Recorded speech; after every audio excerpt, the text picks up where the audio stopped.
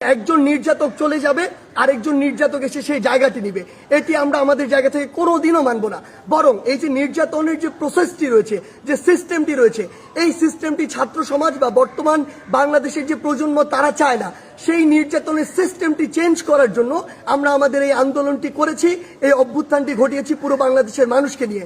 সেই জায়গা থেকে বিভিন্ন রাজনৈতিক মতাদর্শ, সে বিরোধী মতাদর্শ হতে পারে কিংবা বিভিন্ন যে রাজনৈতিক মতাদর্শে যা ছাত্র সংগঠন বিভিন্ন রয়েছে, তাদের কথা বিভিন্নভাবে শোনা যাচ্ছে যে তারা প্রতিহিংসার বশবর্তী হয়ে এই বিভিন্ন ভাঙচুরগুলো চালাচ্ছে। আমরা স্পষ্ট করে বলে দিতে চাই, এই বাংলাদেশে এরকম যদি অন্যায় বা অপরাধ যেগুলো হচ্ছে এগুলোর অবশ্যই প্রত্যেকটির বিচার হবে।